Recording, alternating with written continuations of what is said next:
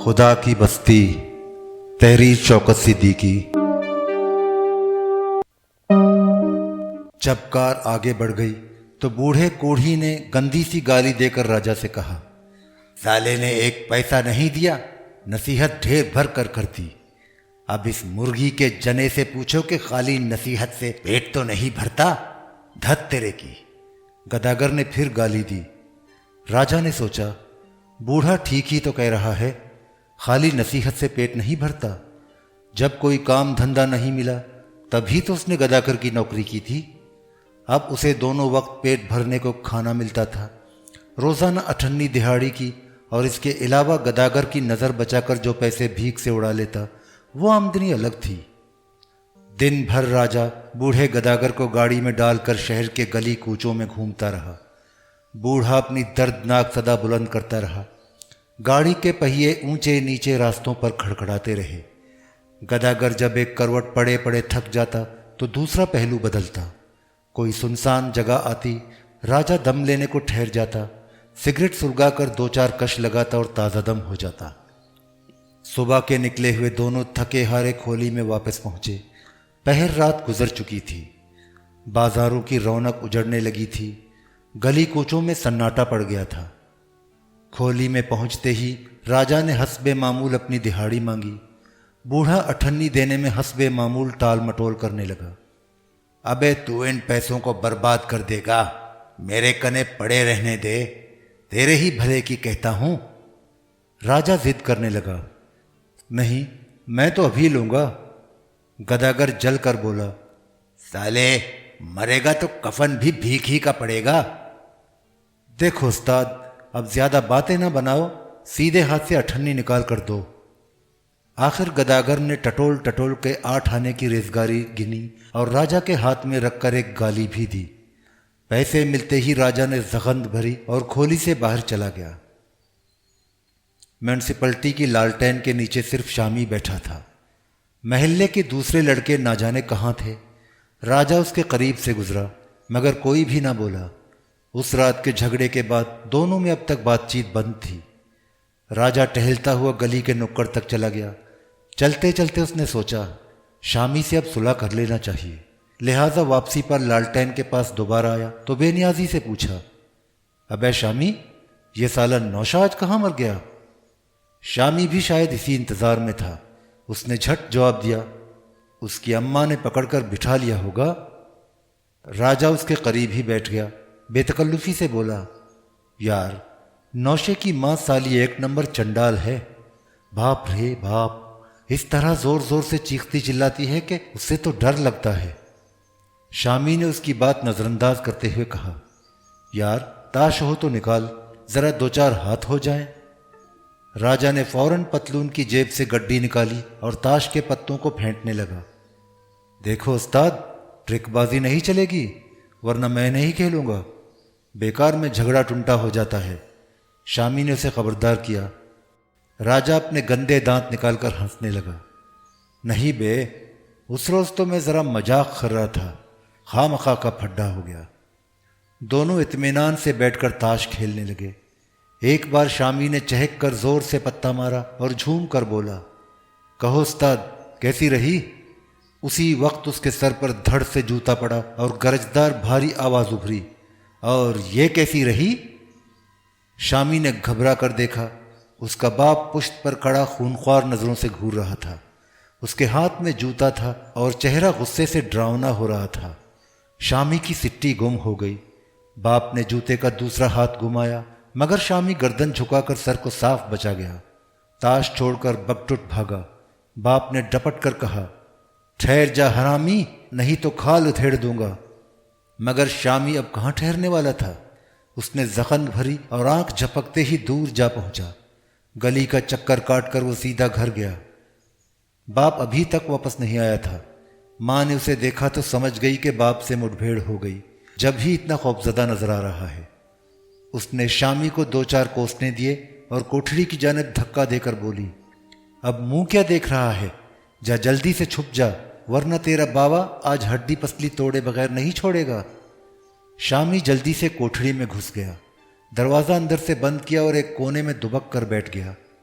ذرا دیر بعد باپ گھر کے اندر آیا اور شامی کو ادھر ادھر تلاش کرنے لگا۔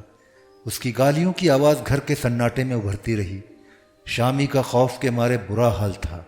وہ سہما ہوا کوٹھڑی میں بیٹھا رہا۔ دروازے پر ذرا بھی آہٹ ہوتی تو اس کا دل اچھل پڑتا۔ بہت دیر بعد کسی نے دروازہ کھٹکھٹایا۔ ماں سرگوشی میں آہستہ آہستہ اسے آواز دے رہی تھی۔ شامی نے دروازہ کھولا۔ وہ اسے باورچی خانے میں لے گئی۔ بازو میں غصے سے بکوٹا بھر کر بولی، لے کچھ ٹھونس لے، صبح سے اب تک بھوکا پیاسا پھر رہا ہے، کمبختوں نے میری زندگی حرام کر دی۔ وہ بیٹھی اپنی قسمت کو کوستی رہی اور شامی لمبے لمبے لقمے حلق کے نیچے جلدی جلدی اتارتا رہا۔ بار بار اس کی سہمی ہوئی نظریں کمرے کی جانب اٹھ جاتی۔ وہ اپنے باپ سے بہت ڈرتا تھا۔ ڈرنے کی بات ہی تھی، مار کے معاملے میں وہ بڑا جلاد تھا۔ جو چیز ہاتھ میں آتی کھینچ مارتا۔ کئی دفعہ اس کی مار سے شامی کا سر اور پیشانی لہو لہان ہو چکے تھے۔ اس روز وہ خوف کے مارے باپ کے کمرے میں نہیں سویا بلکہ ماں سے رضائی لے کر کوٹھڑی کے اندر جا کر پڑ گیا۔ سویرے کسی کے اٹھنے سے پہلے ہی شامی گھر سے باہر نکل گیا۔ بغلوں میں ہاتھ دبائے سردی سے ٹھٹرتا اخبار کے دفتر پہنچا، مگر اخبار ابھی چھپ رہا تھا۔ تھوڑی دیر بعد اس نے اخباروں کا بنڈل اٹھایا اور سڑکوں پر آواز لگانے لگا، آ گیا آ گیا، آج کا تازہ اخبار آ گیا۔ سنسنی خیز خبروں کی سرخیاں چیخ چیخ کر سناتا ہوا وہ تیز تیز قدم اٹھا رہا تھا۔ ابھی بہت سے ٹھکانوں پر اسے اخبار پہنچانا تھا۔ ہر گھر پر وہ اخبار کھڑکی کے راستے یا دروازے کی جھری سے اندر پھینک دیتا اور جلدی سے آگے بڑھ جاتا۔ جہاں دروازہ کھلوائے بغیر چارہ نہ ہوتا وہاں آواز لگاتا، اخبار والا۔ اسی طرح گھروں پر اخبار پہنچاتا ہوا جب ایک مکان پر پہنچا تو آواز لگاتے ہی ایک شخص دروازے پر نمودار ہوا۔ اس وقت وہ تولیے سے اپنا چہرہ پوچھ رہا تھا۔ شامی کو دیکھتے ہی تیوری پر بل ڈال کر بولا، تم اتنی دیر سے اخبار کیوں لاتے ہو؟ شامی معذرت کرنے لگا، آئندہ جلدی لاؤں گا جی، آج اخبار ذرا دیر سے چھپا تھا۔ وہ صاف جھوٹ بول گیا، لیکن اس شخص نے اخبار اٹھا کر اس کے منہ پر پھینک دیا۔ لے جاؤ اپنا اخبار، مجھے نہیں چاہیے۔ کہہ رہا ہوں اب اتنی دیر نہیں ہوگی۔ وہ بگڑ کر بولا، بس کہہ دیا کہ اخبار نہیں چاہیے، کیوں بیکار میں دماغ کھائے جا رہا ہے؟ شامی ملزموں کی طرح گردن جھکائے خاموش کھڑا رہا۔ جب وہ شخص دروازہ بند کرنے لگا تو شامی نے دبی زبان سے کہا، صاحب پچھلے مہینے کا پیمنٹ ابھی تک نہیں ہوا۔ وہ آنکھیں نکال کر بولا، بھاگ جاؤ، کوئی پیمنٹ ویمنٹ نہیں ہوگا، الو کے پٹھے۔ اس نے زور سے دروازہ بند کر دیا۔ شامی کو غصہ تو بہت آیا، مگر اس نے سوچا اگر کوئی جھگڑا ٹمٹا ہو گیا تو دوسری جگہ بھی اخبار دیر سے پہنچے گا اور وہاں بھی ڈانٹ پڑے گی، ورنہ وہ اپنا پیمنٹ تو کھڑے کھڑے وصول کر لیتا۔ وہاں سے بڑھ کر وہ اپنے دوسرے ٹھکانوں کی جانب چل دیا، لیکن اس کے لیے سب سے بڑا مرحلہ اس انجینئر کا بنگلہ تھا جہاں ایک خطرناک ایلفیشن پلا تھا۔ اسے دیکھتے ہی غرا کر بھونکنا شروع کر دیتا۔ اس کی آواز اس طرح نکلتی گویا گنبد کے اندر گونج رہی ہو۔ جیسے ہی شامی پھاٹک پر پہنچتا وہ بھونکتا ہوا اس کی طرف جھپٹتا۔ ایک بار تو اس پر اس طرح جھپٹ کر سوار ہو گیا کہ خوف کے مارے شامی کی گگھی بند گئی۔ وہ شاید اس بنگلے پر کبھی اخبار نہ لگاتا، مگر بات یہ تھی کہ بل ادا کرنے کے معاملے میں انجینئر بڑا کھرا گاہک تھا، کبھی پیمنٹ نہیں رکا۔ یہی وجہ تھی کہ کتے کے خوف کے باوجود وہ نہایت پابندی سے اخبار پہنچاتا رہا۔ 9 بجے کے قریب وہ اخبار بیچ کر تھکا ہارا گھر پہنچا تو ماں نے کمر بھی سیدھی نہ کرنے دی۔ کہنے لگی، جا جلدی سے دکان چلا جا، آج تیرے باپ کی طبیعت کچھ خراب ہے۔ وہ چپ چاپ دکان کی جانب روانہ ہو گیا۔ شامی کا باپ بساتی تھا۔ بازار میں اس کی چھوٹی سی دکان تھی۔ وہ دکان پر بیٹھا رک رک کر کھانس رہا تھا۔ شامی پہنچا تو باپ نے صرف پھیکی نظروں سے دیکھا مگر کوئی بات نہیں کی۔ شامی نے خدا کا لاکھ لاکھ شکر ادا کیا کہ مصیبت اس کے سر سے صاف ٹل گئی۔ وہ خاموشی سے دکان پر جا کر بیٹھ گیا۔ اس وقت دکان پر کوئی گاہک نہیں تھا۔ ذرا دیر بعد 7-8 سال کی ایک لڑکی سیپ کے بٹن خرید کر لے گئی، مگر تھوڑی ہی دیر بعد واپس آ گئی۔ کہنے لگی، سیپ کے نہیں پلاسٹک کے چاہیے ہیں۔ شامی نے پلاسٹک کے بٹن دے دیے، مگر چند ہی منٹ بعد لڑکی پھر موجود تھی۔ اس دفعہ اسے بڑے بٹن درکار تھے۔ شامی نے بٹن تو دے دیے مگر جل کر اس کے ہاتھ میں چٹکی بھر لی۔ وہ تلملا کر چیخی تو باپ کو بھی اس کی اس حرکت کا پتہ چل گیا۔ اس نے غصے سے آنکھیں نکال کر کہا، ابے او حرام کے تخم، تو اپنی حرکتوں سے باز نہیں ہے آئے گا؟ وہ دیر تک گالیاں دیتا رہا اور شامی خاموش بیٹھا گالیاں سنتا رہا۔ اس کا باپ دمے کا مریض تھا۔ وہ دکان پر بیٹھا تمام دن کھانستا رہتا یا شامی کو گالیاں دیتا۔ زیادہ غصہ آتا تو دو چار تھپڑ رسید کر دیے، ایک آدھ لات ٹکا دی۔ دوپہر کا سناٹا رفتہ رفتہ بازار میں پھیلنے لگا۔ گاہکوں کی آمد و رفت کم ہو گئی تھی۔ دکاندار لاپرواہی سے بیٹھے باتیں کر رہے تھے یا اونگ رہے تھے۔ شامی کا باپ تو یوں بھی ہر وقت مجہولوں کی طرح پڑا رہتا تھا۔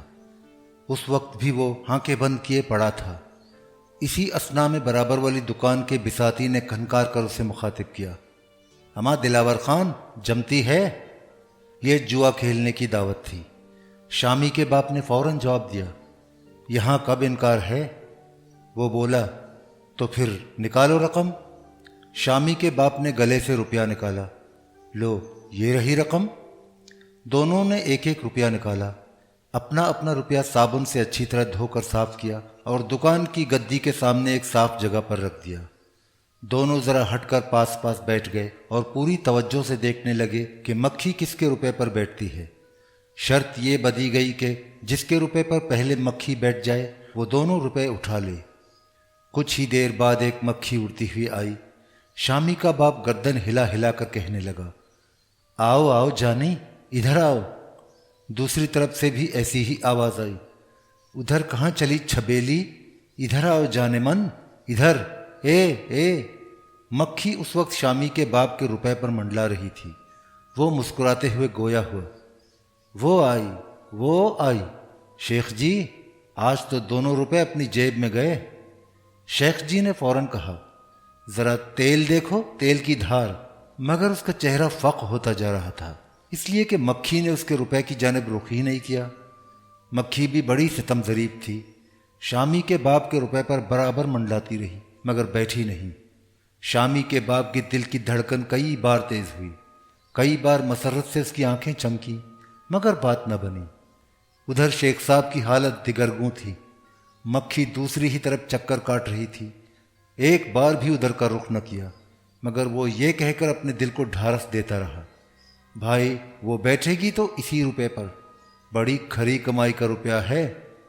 شامی کا باپ بگڑ کر بولا، اور یہاں تو حرام کی رقم آتی ہے، اس کا پتہ تو ابھی چل جائے گا۔ اس طرح شیخی بگاڑنے سے کام نہیں چلے گا، گمٹی والے شاہ جی سے روپیہ پڑھوا کر لاؤ، تب شاید کچھ ہو جائے۔ یہ روپیہ تو سمجھ لو اپنی جیب میں گیا، مگر اس کا سارا تنتنا دھرا کا دھرا رہ گیا۔ مکھی ایک بار پھر سے اڑ گئی۔ شامی کا باپ جل کر بولا، دھت تیرے کی۔ اس نے مکھی کو ایک عدد گالی دے ڈالی۔ شیخ جی نے فوراً جلتی آگ پر تیل چھڑکا، میں تو پہلے ہی کہہ رہا تھا، اب چاہے تم گالی دو یا ٹسوے بہاؤ، وہ تمہارے روپے پر بیٹھنے کے لیے آئی ہی نہیں تھی۔ دونوں بچوں کی طرح چہلیں کر رہے تھے، ایک دوسرے پر چوٹیں کس رہے تھے۔ اسی اثنا میں مکھی پھر بھن بھناتی ہوئی آ گئی، وہی تھی یا کوئی دوسری، لیکن اس دفعہ جو آئی تو سیدھی شیخ جی کے روپے کی طرف۔ وہ اس طرح چمکارنے پچکارنے لگے جیسے وہ واقعی اس کی باتیں سن رہی ہو۔ آ پچ پچ پچ پچ، میری جان ایک بار تو کلیجہ ٹھنڈا کر دے۔ مکھی واقعی اس کے چمکارنے میں آ گئی۔ اس نے ایک بار پر سمیٹے اور عین اس کے روپے کے اوپر آ گئی۔ اسی وقت شامی کے باپ کو کھانسی کا ٹھسکا لگا اور وہ کھوں کھوں کر کے زور زور سے کھانسنے لگا۔ مکھی فوراً اڑ گئی۔ شیخ جی نے جھنجھلا کر کہا، لگے تم چوٹاپن کرنے، اڑا دیا نا کھانس کر۔ ہماں کھانسی آ گئی تو میں کیا کروں؟ شامی کا باپ ڈھٹائی سے ہنسنے لگا، کچھ خدا کے غضب سے ڈرو، جھوٹ بولتے شرم نہیں آتی؟ جان بوجھ کر کھانسے تھے۔ بات بھی دراصل یہی تھی۔ شامی کا باپ مکھی کو بھگانے کے لیے کھانسا تھا، مگر یہ چال بازی وہ تسلیم کیسے کرتا؟ صاف مکر گیا۔ اما کھانسی کا تو بہانہ ہو گیا، وہ تمہارے روپے پر بیٹھنے والی ہی کب تھی؟ دونوں بڈھوں میں ایک بار پھر نوک جھونک شروع ہو گئی۔ شامی ان کی حرکتیں بڑی دلچسپی سے دیکھتا رہا۔ روزانہ دوپہر کو عام طور پر اسی طرح جوا ہوتا، مگر ہار جیت کی نوبت شاد و نادر ہی آتی، البتہ دونوں میں تکرار ہر بار ہوتی۔ اکثر گالی گلوچ بھی ہوتی، مگر دوسرے روز جہاں دوپہر ہوتی دونوں کو ہڑک اٹھتی، روپے نکالے جاتے اور صابن سے دھو کر رکھ دیے جاتے۔ مکھی شیخ جی کے روپے سے اڑ کر ایسی گئی کہ پھر نہ لوٹی۔ کسی دوسری مکھی نے بھی ادھر کا رخ نہ کیا۔ دوپہر کا سناٹا اور بڑھ گیا، بازار کی رونق مزمحل ہو گئی۔ دونوں بیٹھے بیٹھے اونگنے لگے۔ انہوں نے اپنے اپنے روپے اٹھائے، آنکھیں بند کی اور تھکے ہوئے سے لیٹ گئے۔ دھوپ اب سامنے کے رخ پر آ گئی تھی۔ دوپہر کے سناٹے میں کبھی کبھی کوئی گاڑی پہیے کھڑکھڑاتی ہوئی گزر جاتی۔ بازار پر خاموشی چھائی تھی، صرف ٹرنک اور صندوق بنانے والے کارخانے میں دھڑا دھڑ ٹین کی چادریں پیٹنے کی آوازیں ابھر رہی تھیں۔ خالی بیٹھے بیٹھے شامی کا جی اکتا گیا۔ اس نے باپ کی جانب دیکھا، وہ بے خبر پڑا خراٹے لے رہا تھا۔ شامی اپنی جگہ سے اٹھا اور چپکے سے دکان کے باہر آ گیا۔ باہر تیز بسنتی دھوپ پھیلی تھی۔ موسم کچھ ایسا تھا کہ سائے میں بیٹھنے سے سردی معلوم ہوتی اور دھوپ میں سورج کی سلگتی ہوئی کرنیں جسم میں سوئیوں کی طرح چبھتیں۔ دکان سے نکل کر شامی ٹہلتا ہوا بازار کے دوسرے نکڑ کی جانب چل دیا۔ وہاں نیم کا گھنا پیڑ تھا جس کے نیچے اکثر دوپہر کو راجا گداگر کی گاڑی لا کر ٹھہراتا تھا۔ دونوں دھوپ میں بیٹھ کر جسموں کو حرارت پہنچاتے تھے اور کپڑوں سے جوئیں نکال کر مارتے تھے۔ راجا اس وقت مل جاتا تو اس کے ساتھ بیٹھ کر سگریٹ کے دو چار کش لگا لیتا۔ وہ کچھ ہی دور گیا تھا کہ یکایک بازار کے درمیان سے مڑنے والی گلی میں ملی جلی آوازوں کا شور ابھرا۔ شامی لپک کر گلی کے اندر گھس گیا۔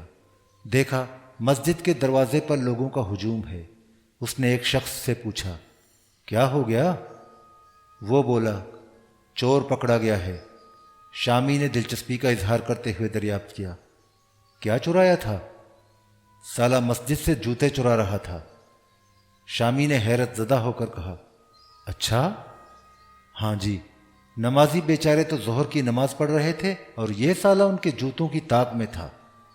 شامی نے اس سے مزید کوئی بات چیت نہیں کی، آگے بڑھ کر مجمع میں گھس گیا۔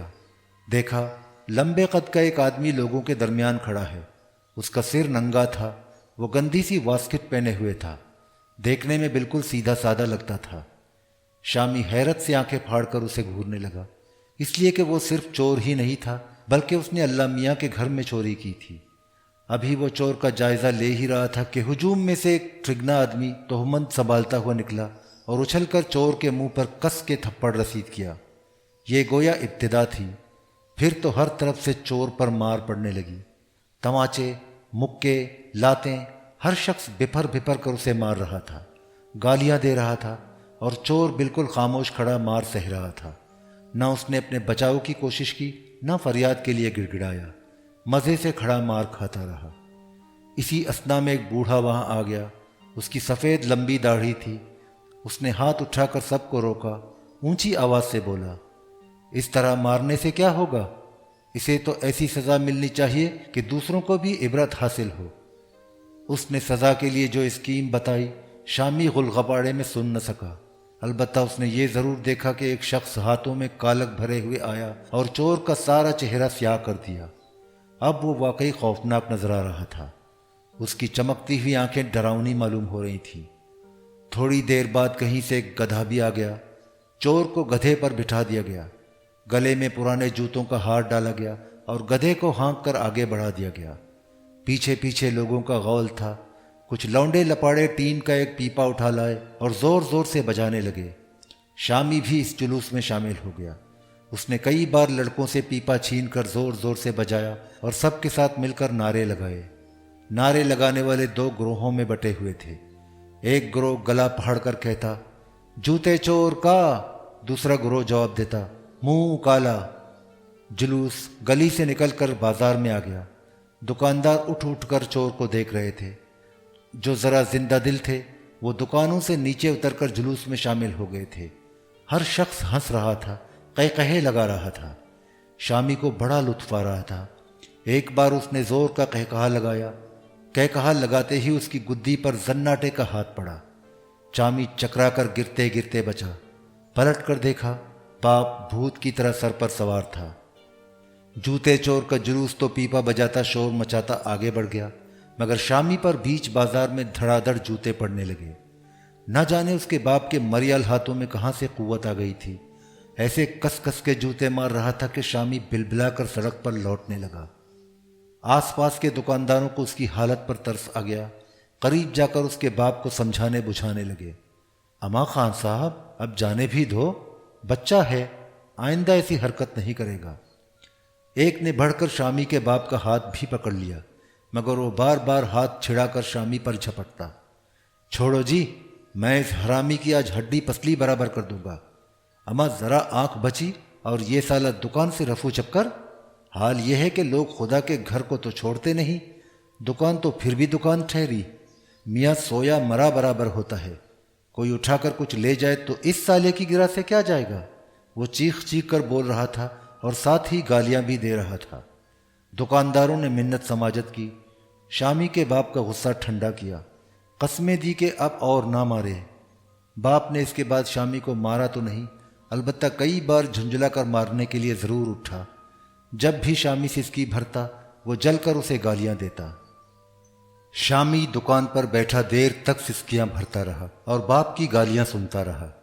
سپہر ہو گئی، بازار کی رونق لوٹ آئی، گاہک دکانوں پر منڈلانے لگے، ملی جلی آوازوں کا شور بڑھنے لگا، گاڑیوں کے پہیے پختہ سڑک پر کھڑکھڑانے لگے۔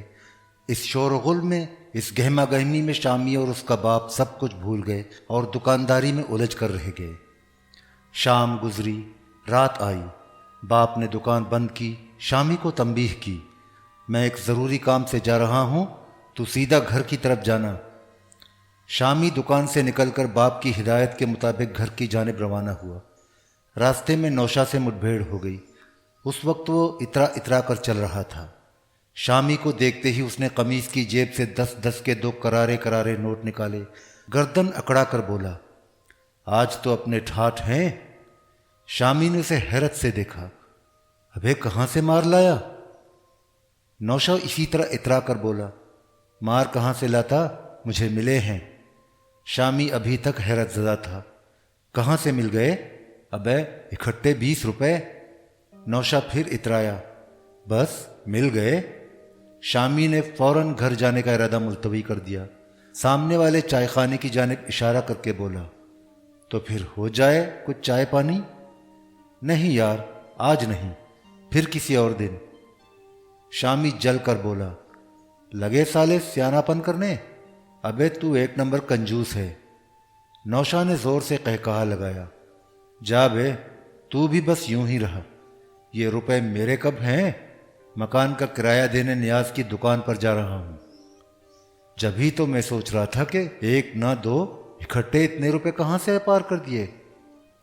نوشا نے کہا، ابے چلتا ہے نیاز کی دکان تک، ذرا دیر کی تو بات ہے، چائے پلاؤ تو چلتا ہوں۔ مگر نوشا کے پاس چائے پلانے کے لیے پیسے نہیں تھے، لہٰذا شامی اس کے ساتھ جانے پر آمادہ نہ ہوا۔ وہ اپنے گھر کی طرف چل دیا۔ نیاز کی دکان بازار سے ذرا ہٹ کر گلی کے اندر تھی۔ پہلے وہ فرنیچر تیار کرنے والے ایک کارخانے میں ملازم تھا، مگر اب اس نے اپنی دکان کھول لی تھی اور پرانی اور استعمال شدہ اشیاء بیچنے اور خریدنے کا کاروبار کرتا تھا۔ دکان کے پچھلے حصے میں ایک کمرہ تھا، اس کمرے میں نیاز کی رہائش تھی۔ بیوی عرصہ ہوا فوت ہو چکی تھی، اولاد بھی اس نے کوئی نہ چھوڑی۔ شادی کے 2 سال بعد ایک لڑکی پیدا ہوئی جو 6 ماہ بعد نمونیا میں مبتلا ہو کر مر گئی۔ بیوی شادی کے 8 سال تک زندہ رہی اور اولاد کی حسرت دل میں لیے ایک روز اللہ کو پیاری ہو گئی۔ نیاز نے اب تک دوسری شادی نہیں کی تھی، وہ کنواروں کی سی زندگی بسر کر رہا تھا۔ یوں وہ ابھی تک جوان تھا، اس کی عمر 35 برس سے کچھ اوپر تھی، البتہ جسم میں چربی بڑھ جانے کے باعث وہ اب کسی قدر بھدا لگتا تھا۔ کام بھی کچھ ایسا تھا کہ زیادہ جسمانی مشقت نہ کرنا پڑتی، تمام دن دکان پر بیٹھے بیٹھے گزر جاتا۔ صرف اتوار کو وہ نیلام میں جاتا یا کبھی اتفاقیہ سودے کے سلسلے میں دکان سے نکلتا، لیکن ایسا کبھی کبھار ہوتا تھا۔ کہنے کو تو وہ کباڑیا تھا، مگر کام دراصل کرتا تھا چوری کے مال کی خرید و فروخت کا۔ اس وقت نیاز کی دکان میں لالٹین روشن تھی، وہ کسی گہری سوچ میں ڈوبا ہوا تھا۔ نوشا دکان میں داخل ہوا۔ نیاز نے دیکھتے ہی پوچھا، ابے آج کیسے آنا ہوا؟ نوشا نے اس کی بات کا کوئی جواب نہ دیا، چپ چاپ قمیص کی جیب سے 2 نوٹ نکالے اور اس کو دے کر بولا، اماں نے 2 مہینے کا کرایہ بھیجا ہے۔ 2 مہینے کا کیوں؟ نیاز نے ناگواری سے کہا، سارا حساب کیوں نہیں صاف کیا؟ نوشا نے ماں کی ہدایت کے مطابق جواب دیا، انہوں نے کہا ہے بقیہ 2 مہینے کا کرایہ جلد ہی آ جائے گا، آپ فکر نہ کریں۔ ان سے کہہ دینا اس طرح کام نہیں چلے گا، کرایہ وقت پر ملنا چاہیے ورنہ رہنے کا کہیں اور بندوبست کر لیں۔ نیاز چاہتا بھی یہی تھا کہ کسی طرح مکان خالی ہو جائے۔ اس کے پاس کئی ایسے ضرورت مند آ چکے تھے جو زیادہ کرائے کے علاوہ 1200 پگڑی دینے کو بھی تیار تھے۔ نیاز ایسا فائدے کا سودا ہاتھ سے نکالنا نہیں چاہتا تھا۔ محلے میں اس کے 2 مکان تھے جو اس نے ایک ہندو دکاندار سے بہت سستی قیمت پر خریدے تھے۔ فرقہ وارانہ فسادات کی خبروں سے مکانوں کا ہندو مالک بہت سہما ہوا تھا۔ وہ سندھی تھا اور کسی نہ کسی طرح ساری جائیداد اونے پونے بیچ کر بمبئی جانا چاہتا تھا۔ اس کے بال بچے پہلے ہی بمبئی پہنچ چکے تھے۔ نوشا واپس جانے کا ارادہ کر رہا تھا کہ نیاز نے پوچھ لیا، ابے نوشے، آج کل تو کر کیا رہا ہے؟ نوشا نے جواب دیا، عبداللہ مستری کے ورکشاپ میں کام سیکھ رہا ہوں۔ اچھا، کب سے؟ نیاز نے حیرت کا اظہار کیا۔ 6-7 مہینے ہو گئے، اب تو 20 روپے مہینہ تنخواہ بھی ملنے لگی ہے۔ یہ بہت اچھا ہوا، مگر عبداللہ تو ایک نمبر بدماش ہے۔ سنا ہے کاریگروں کو بہت مارتا پیٹتا ہے، پر اس نے کاروبار اچھا جما لیا ہے۔ جب یہاں آیا تھا تو ٹھیکیدار علی بخش کے ٹرک پر کلینر تھا۔ سالہ پاس کھڑا ہو جاتا تو ایسی بو آتی تھی کہ دماغ پھٹنے لگتا تھا۔ نیاز ٹھیکے لہجے میں رک رک کر بولتا رہا، میں نے تو اس کا وہ وقت بھی دیکھا ہے جب مدن خان کے گیراج میں تیری طرح معمولی کاریگر تھا، پھر اس نے اپنا علیحدہ گیراج کھول لیا اور دیکھتے ہی دیکھتے اتنا بڑا بنا لیا کہ کئی 100 گز پر پھیلا ہوا ہے۔ پھاٹک پر عبداللہ آٹو ورکشاپ کا یہ بورڈ لگا ہے، لیکن جب سے کاروبار چمکا ہے سالہ سیدھے منہ بات بھی نہیں کرتا۔ نوشا چپ چاپ نیاز کی باتیں سنتا رہا۔ نیاز اسے بدظن کرنے کی غرض سے کچھ دیر تک عبداللہ مستری اور اس کے کاروبار کے بارے میں اظہار خیال کرتا رہا۔ پھر اس نے رازدارانہ لہجے میں آہستہ سے کہا، موقع لگے تو کبھی کبھار کوئی پرزہ یا اوزار اڑا دیا کر، اس سالے پاپی کا مال کھانا تو ثواب کا کام ہے۔ نوشا اس کی بات سن کر چونکا، گھبرائی ہوئی نظروں سے نیاز کا منہ تکنے لگا۔ نیاز کہتا رہا، کہیں اور جانے کی ضرورت نہیں، بس سیدھا یہاں آ جایا کر، چائے پانی کا خرچہ نکل آئے گا۔ میں نے سنا ہے تجھے تو فلم دیکھنے کا بھی بہت شوق ہے۔ لمحہ بھر رک کر اس نے سوال کیا، بول کیا کہتا ہے؟ نوشا سے کچھ نہ کہا گیا۔ نیاز نے اس دفعہ زور دے کر پوچھا، تو پھر کیا ارادہ ہے؟ نوشا سہما ہوا تھا، کہنے لگا، کہیں مستری جی کو پتہ چل گیا تو میری شامت آ جائے گی۔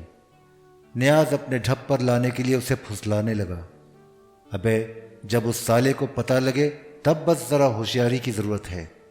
دیکھ میں تجھے ترکیب بتاؤں۔ اس نے پرزے چرانے کے نوشا کو کئی طریقے بتائے، پھر بھی نوشا کسی طرح آمادہ نہ ہوا، لیکن نیاز نے اسے اپنے پھندے سے نکلنے نہ دیا۔ نوشا جانے لگا تو اس نے جیب سے 1 روپیہ نکال کر دیا، مسکرا کر بولا، لے آج میری طرف سے جا کر فلم دیکھ۔ نوشا روپیہ لینے میں ہچر مچر کرنے لگا تو نیاز نے اصرار کر کے اس کی جیب میں ڈال دیا، زیادہ ضد نہیں کرتے، میرے کہنے پر چلے گا تو عیش کرے گا۔ نوشا نے اس کی باتیں خاموشی سے سنی اور شرمایا ہوا سا دکان سے باہر چلا گیا۔